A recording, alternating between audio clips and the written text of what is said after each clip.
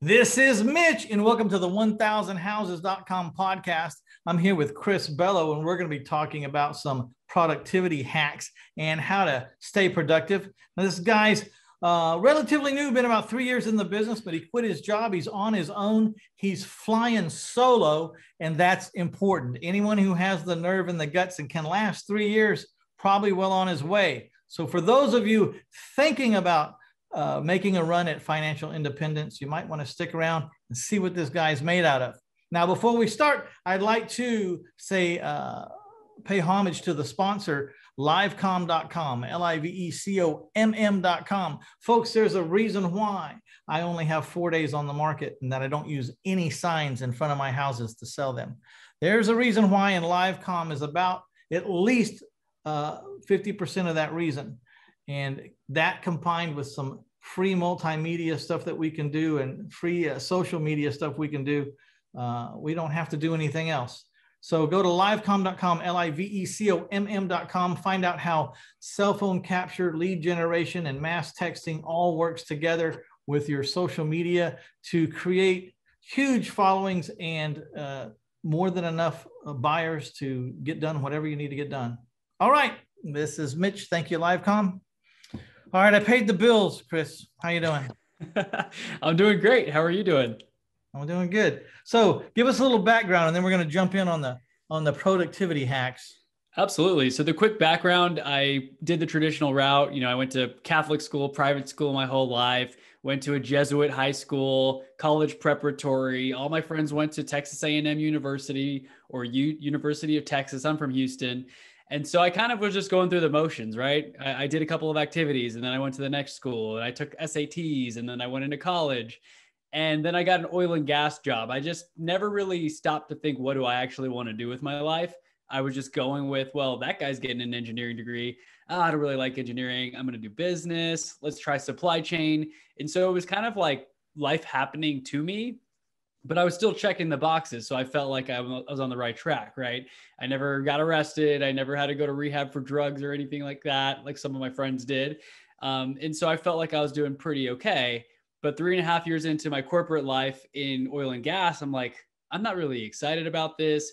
I don't like these meetings. I'm in meetings all day. I had a company with 600 plus employees at my one location. It just felt like I was at a prison, going from one jail block to the other, going to lunch at the cafeteria, right? Yeah. And then all your friends that did the drug rehab and everything, they're out making $1 million because no one will hire them and they had to be self-employed. So they exactly they figured it out faster than me. I'm here 23 years old working for the man, wondering why the hell I'm only, making 70 grand a year and I'm capped. And so I quit the job and I tried a few things that didn't work out, but then I landed into real estate. And that's kind of where I got my start. I guess I'm about 3 years into my journey and haven't fallen on my face too many times yet, but well on my way to hopefully, getting mentorship and things like that from people such as yourself to acquire my own assets and forever cash flow. Yeah, well, we all started out from zero, at least everyone I know. So, so you were talking about some productivity hacks or something to keep you on the right track. Talk to us about that. Absolutely. So there's some books like The E-Myth or The 4-Hour Work Week that I recommend everyone listen to, because that changed my mindset around trading time for money and feeling like I have to do everything on my own, right? So we talked about it when you were on my show. You need to work in the business, you need to work on the business, not just in the business, because then you get stuck doing all the $10 or $12 an hour tasks. You don't want to be cutting your grass, for example, all the time on all your rental properties. You want to be doing the deals and then paying other people to do that. So that's the first paradigm shift that I would tell everyone to have, is to really focus on every time you get a task, ask yourself the question, is this the best use of my time? It might have to get done, but do I have to be the one to do it? Yeah, that's a hard task for a lot of people to learn. And didn't take me that long to catch on to it, but the further up the ladder you go, the further up the chain, you start to figure out that there's things that you think that you can't part with or that only you can do, and it's not true. Absolutely. Actually, there's a lot of people out there that are better at it than you are. So that's so true. You'll find them. Yeah, just because you can do it, you may be the best at doing that one task, but it's just a low-level task that you can easily outsource. And I'm not saying that to sound mean or anything on the people who do those jobs, but if you're earning, we talked about this as well on my show, if you're earning $800, $1,000 an hour for your time and whatever you're doing, you should not be spending that time doing those things that you can outsource for $10, $15 an hour. Meal prepping is one of those things that I've been ordering more of, where I'm not cooking because I want to eat healthy. I don't need to be the one cooking, cleaning, doing the dishes, right? I can go talk to more clients, more buyers or sellers. I do a lot of real estate agent stuff, have some wholesaling experience as well, but I'm kind of a mass delegator. At this point, I feel like I don't do anything. I have people on my team that are doing it for me. Nice. So are you I heard this theory the other day from a guy named Chris Craddock, who I'm in a mastermind with. And actually I signed up for him, but are you a real estate agent? I do have my license. Yes. In Texas. So may I just suggest that you find out where the Mitch Stephen or a couple of the go-getters are in the house buying industry in your region, and then get them. There's a way to do it, but get them to refer you. The 18 out of the 20 that don't want to sell their house at a discount, they need to be listed, right? Yes. But what happens is really there's some real easy but fundamental things you can't do wrong. One is, like, if you're working with me and I find out I'm not gonna be able to buy this seller's house, they want way retail. too much money from me. Yeah, they want retail, then I have your calendar on my phone and I just set the appointment for them to list their house with you. Says, you know what, we're going to go ahead and get your house listed. Take the assumptive like I'm doing. Not like you need to meet this guy and decide if you want to assume. Say, you know what, I'm going to get you this price. I want you to, I'm going to have my guy come over. He's going to list the house for you. We're going to put it up at, maybe even get you a little more than you're asking, because, let's put it up at, 105 instead of 100. And then let's get it on. The average days on the market in this area is, like 4 or 5 days. So are you ready to do it? What time do you want? You want 2 o'clock or 3 o'clock? And I just set the appointment for you. Now, you owe me 35% of your commission, but how easy is that? That's easy. I think someone at a recent event I went to called it almost like a lay down lead, where you just go there and it's a done deal. They're signing with you. Yeah, but it still kills me how some realtors go, well, I'm not going to give you 35% of my commission. I say, you're a dumbass. That's free money. Dumbass. Yeah, because what happens? Listings have babies, right? They always have babies. You get many opportunities out of that. Of a baby buyer or a baby seller. They always have babies. Right. It's very short-sighted for someone to get, butthurt about the 35%. Yeah, it's just crazy, so anyways. And to me, especially in this market, a listing, I saw this on a Facebook group. Would you rather have 10 buyers or one listing? And someone's like, one listing for sure. It depends on the buyer. If they're cash buyers, okay. But it's just a fist fight trying to get buyers' properties right now. But of course, when the market changes, that changes. But I love how you said listings have babies. You're right. You might get 2-3 leads out of there that turn into 1 or 2 deals. Yeah. Anyway, so that was my idea for any of you guys out there. That's a great idea. Real estate license, or if you're out there, you're a realtor looking at this, but know that you're going to have to give up some of the, part of your commission. But hell, right now, a listing's just a lay down commission check, isn't it? Right now. Yeah, you just put it up, get 50 plus offers and accept one. That's it. I had 81 offers on a recent listing in Houston, and we sold it $51,000 over asking price cash. It's crazy. Yeah. So if this is a way a realtor, especially a new realtor that's hungry, that knows how to close, that's who you're looking for. You're looking for someone who's hungry, someone who's smart, and someone who's real passionate about it, that can actually close. Because you're going to basically give them a lay down deal, It's going to be hard to mess that one up. Yeah. But it all has to do with how I'm setting you up as the agent. I have to do my part too. I have to set this person up just right. It's like an assumptive. It's not even like, we're going to see if you want to list or not. It says, you know what? I'm going to get you that price. I'm going to send the guy over. We're going to list this thing. So you want to sign on to it. I'm going to get this thing sold for you. I can't pay that much money for it, but I know where you can get the money. It's not as fast as me, but it'll be in your bank account in, 60, 90 days. Yeah, that's powerful. That assumption right there too. You're not asking like, hey, do you want me to connect them? Because that gives them that yes or no out. You're just assuming, hey, I'm going to connect you with them. They're going to get this thing done for you. When works better, Monday or Wednesday, right? What time? Yeah. What time works Tuesday best? At 2 and 1, and I got Wednesday at 3 or 4. I mean, you just don't give them any outs.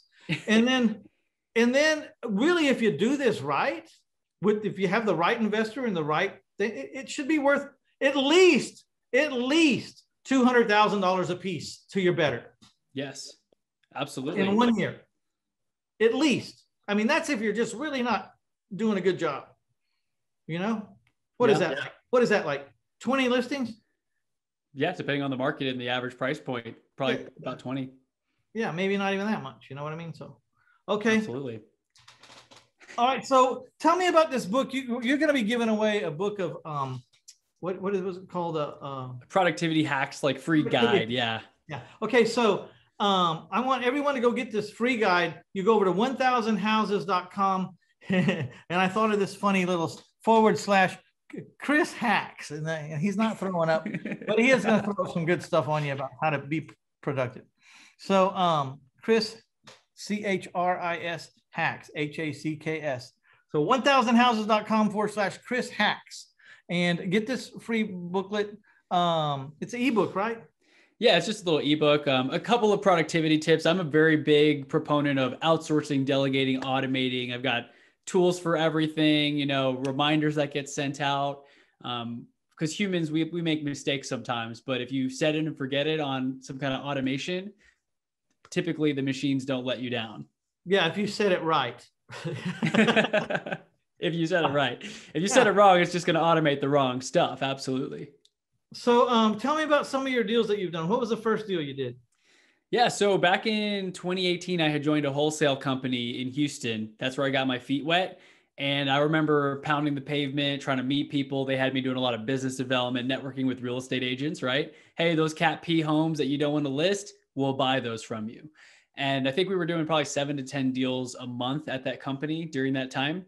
And my first deal, I remember Latimer Drive, I think was the street name. I still remember it. It had flooded before, I think 1 or 2 times. Houston's got, some flooding that happens every now and then with different storms. And we had an investor who came by. I think the assignment fee was $10,000 on it. And I have that check somewhere framed. They framed it for me from that company as like my first deal, and everyone signed it. But it was a very exciting feeling of like seeing how relatively easy it was once you find the deal. If it's the right price point and you estimate your repairs correctly, you're able to find a buyer relatively quickly. And that's what opened my eyes to like, how much did I make per hour on this transaction? And that was the first of many, many deals that I worked with that company on until I, of course, got my real estate license. And now it's just, I have it here on my gratitude board. I'm grateful for the ability to make quick income, because from having a conversation 2-3 weeks later, I know how to turn that into $5,000 to $10,000 checks in most cases. Yeah. Yeah. So I think we'll all agree that the first deal opens your eyes. Yeah. But most people that start out in this business, they start out with no money, right? No money. If you're waiting because you think it takes money to make money in this business, then you've got it all wrong. You do. You have it all wrong. And although I'm not going to chastise them much, because I was one of those guys a long time ago, couldn't get it through my head. What do you mean you don't need money? That's just bull. Right. Well, no, you're a professional deal finder, deal writer-upper. You're a professional contractor. Like you go out and you get contracts on things, not contractor like, fixing stuff. Yeah. Fixing stuff, but you go out and get contracts on things. And you've put in enough time to get good enough at it that you know what to write a contract on, what prices to write contracts for, so that you've left yourself a little room so you can make some money, and so that the other guy can make some money. Yep. Your buyer. And then you've taken some time to learn how to negotiate, and you've learned how to write up the specific kinds of contracts that you want to write up. You don't even have to be an expert at all contracts, just the kind of contract that you need to deal with a couple of variations. And, absolutely. And then you go out and you yourself and go make money out of thin air. And that's the power of mentors though, too, because I kind of looked at some stuff on YouTube, but I still was not comfortable enough getting something under contract on my own.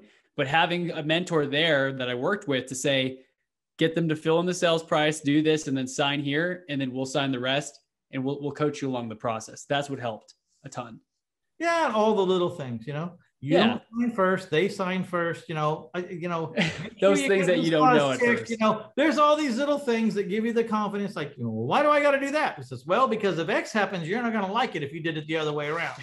Right. Okay, so I got it. Okay, then you start to get your confidence. Hey, this guy knows what he's doing. I'm doing the right thing. And man, real estate has changed a lot of people's lives. But an entrepreneur rarely ends up with the business that he starts. Right. He's always morphing. I learned this from Ken D'Angelo. Ken D'Angelo was the founder of Homevestors. He was a friend of mine before he passed it. And he said an entrepreneur rarely ends up with the business that he started out to create. He's always morphing to the path of least resistance to the most money. And oftentimes it's not the business they started. It morphs into something else. Right. Yeah. So you may go down this thing and real estate may not be for you, but you may find a whole nother different avenue. I like to use the example, if you own a lumber company that makes boards out of trees, then one of the things you're going to have is a big mound of sawdust. And you can either pay someone to come pick it up and haul it away, or you can figure out what you're going to build or use that sawdust for to make another profit center. And then sometimes that profit center ends up being worth way more than the board cutting company. You know what I mean? Yes, absolutely. I've heard of a few people talk about that, where they had something that they created internally, for example, like a tool they used to communicate. And that was the thing that ended up being the business that they became successful with. Well, the sponsor of this company, Livecom, I invented that software. Awesome.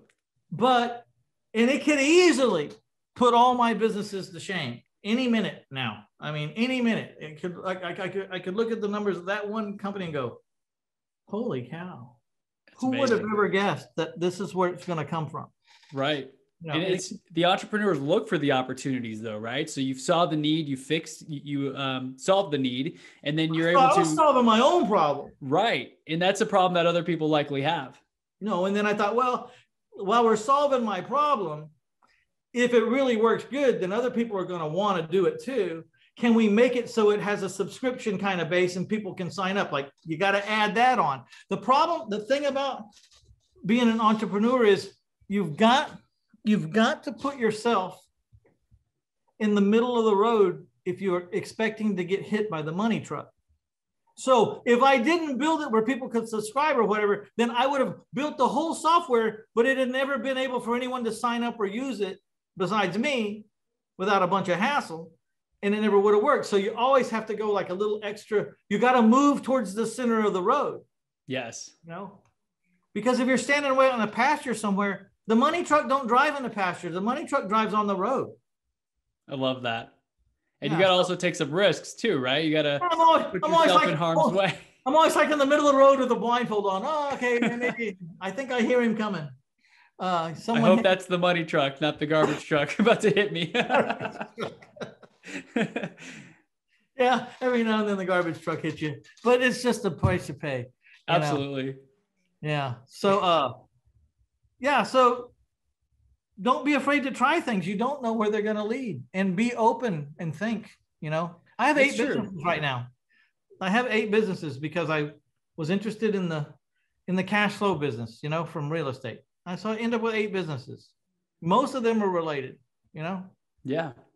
Well, I think one business would also open the doors and the relationships, connections to the other. Like my journey is kind of interesting too. Wholesaling in Houston with the team, getting my license in 2019, and then going off on my own. And now moving to another state where I'm closing deals remotely in Houston. I still work closely with that team that I started off with. And what you mentioned earlier, they send me referrals as well. Like, hey, we're going to wholesale this guy's house. He wants to buy a smaller house that doesn't need any work. Can you help him? And then I just give a little referral feedback. And so it's a very big, when you start networking and developing those relationships, everybody eats. I like that saying because everyone's closing deals. Everybody's getting paid off of these wholesale fees, realtor commissions, profits on a flip, for example. And so the circle of life in this business can be very lucrative for everyone. when you're working with the right people. Yeah. And you got to give to get. So don't be stingy, man. I always find it comes back. So you've got you're getting ready to move and trying to do business from afar, right? You're going to move to Colorado and you're going to do business in Texas. Well, the funny thing is I haven't even really updated my bio or information. So everyone thinks I'm still in Houston, but I actually moved back in March to Denver. That's a cool thing, because are you going to be able to do business from in Houston or in Texas from Colorado? I had 2 or 3 clients looking at houses, submitted 2 offers in the last few days. I just have showing agents that are my boots on the ground, and listings are, right now you just put the sign up in the yard, put up photos, and they're selling their own. Yeah. So it's working. Well, that's a real business. When you can leave it, it's a real business. I mean, I'm just traveling. I'm remotely making a couple phone calls, and the deals are closing. The commissions are getting wired. So it feels amazing. You married, got kids? What? Not married yet, but with my girlfriend for 4 years. So we're talking about it. We just moved here together. No kids. All right. No pressure. Just I got some time. Well, I was trying to think of where you're, how free are you? So you're like really pretty. I mean, y'all can pick up and go. Did you bring her from Texas too? Yep. I met her in Houston, and we just packed up. We have 2 cats and a dog. So we took a U-Haul, had all the pets in there, kind of drugged up the cats, and we made the drive. That's good for both of y'all. Very exciting. You're both free as the wind and chasing your dreams and making it work. I really think it's cool. So you guys go to get the productivity hacks at 1000houses.com/Chris, CHRIS, hacks, HACKS. And any parting words you would like to say to some of those people that are thinking about making the leap but just haven't made up their mind yet?